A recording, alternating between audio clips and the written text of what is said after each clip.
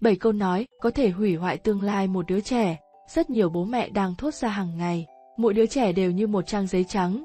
Lời nói và hành động của cha mẹ là mực vẽ nên những màu sắc khác nhau trên trang giấy đó. Mỗi người chúng ta đều có cả một quãng đường đời rất dài phải đi. Lời nói của cha mẹ là ánh đèn soi sáng đường các con bước. Những lời nói ấy có thể là ánh nắng ấm áp mùa hạ, cũng có thể là cơn gió lạnh mùa đông. Lời nói của cha mẹ có thể quyết định con đường tương lai của con. Là cha mẹ, bạn hãy tự kiểm điểm bản thân để tránh không thốt ra những lời này trong cơn tức giận để không làm ảnh hưởng đến tương lai của trẻ. 1.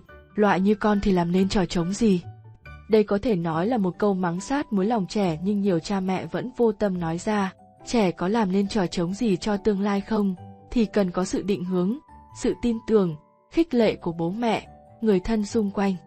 Nếu con bị chính bố mẹ người thân thiết nhất coi thường và không tin tưởng, thì chắc chắn trẻ sẽ chẳng có tâm trí để phấn đấu.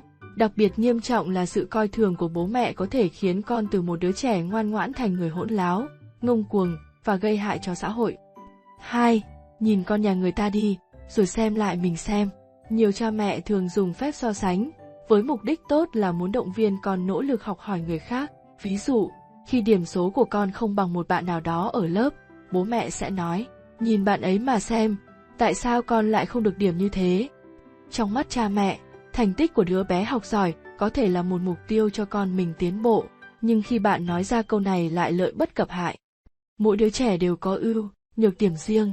Việc so sánh con có thể khiến bé cảm giác như bố mẹ châm biếm điểm yếu của mình, chê cười sự thiếu sót của bé, và thông thường thành tích của con không được cải thiện sau những lời này. Ngược lại, chỉ những bậc cha mẹ thấy được điểm mạnh của trẻ và đánh giá cao những mặt mạnh đó, con họ mới có thể đạt được thành tích ngày một tốt hơn. 3. Khi ở tuổi con, bố mẹ học giỏi hơn nhiều. Từ khi sinh ra đến khi được 6 tuổi, cha và mẹ đối với những đứa trẻ gần như là các vị thần, những người biết tất cả mọi thứ. Họ là người tạo nên thái độ của đứa trẻ với thế giới và với cá nhân mình. Câu nói này có thể phản ánh sự đua tranh của cha mẹ với con. Dường như bạn nói với con chẳng bao giờ bằng bố mẹ. Dù con có cố gắng thế nào, bố mẹ cũng sẽ giỏi hơn con. Trẻ em lớn lên với ám ảnh này, theo như quy luật, suốt đời sẽ phải cố gắng chứng minh rằng chúng giỏi. Tất nhiên, khi nói những câu như thế, bạn thực sự chỉ muốn kích thích sự tự ái trong tâm lý của trẻ, để cổ vũ chúng đạt được mục tiêu nào đó. Nhưng tai họa là ở chỗ cuối cùng đứa trẻ sẽ cố gắng làm gì đó không phải cho mình mà cho bố và mẹ, để họ cuối cùng nhìn thấy rằng nó xứng đáng với họ. Lớn lên, những đứa trẻ này không bao giờ hạnh phúc với thành công của mình, niềm vui chỉ đến khi cha mẹ công nhận thành tích của chúng, nhưng điều đó sẽ luôn luôn rất khó khăn. 4. Con giống hệt bố mẹ con. Những câu nói kiểu thế này hầu hết do các bậc làm cha mẹ trẻ đang có vấn đề gì đó bất hòa với nhau, rồi sau đó trút giận lên trẻ. Việc này vừa khiến cho người bố hoặc mẹ và cả người con cảm thấy bị xúc phạm.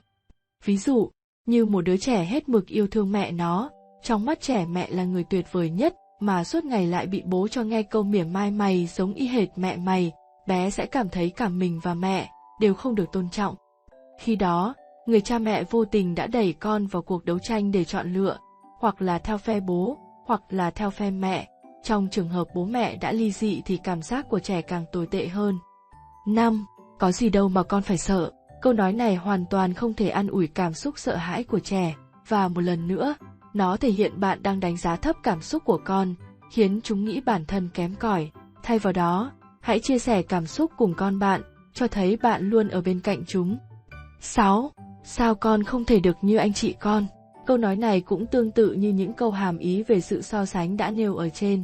Mỗi đứa trẻ sinh ra sẽ có một tính cách riêng, không thể áp đặt tính cách, ưu điểm của đứa này lên đứa khác được. Việc so sánh như thế sẽ gây tổn thương và ức chế tinh thần rất lớn cho trẻ, vô hình tạo ra khoảng cách giữa các con với nhau, và tình cảm anh chị em trong gia đình cũng bị sứt mẻ. 7.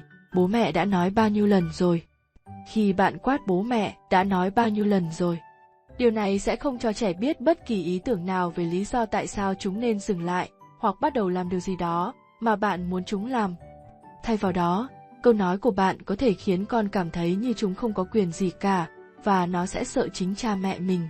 Bạn nên đưa ra những hướng dẫn đơn giản dễ hiểu và giải thích ngắn gọn những lý do đằng sau lời nói của mình, có lẽ sẽ hiệu quả hơn.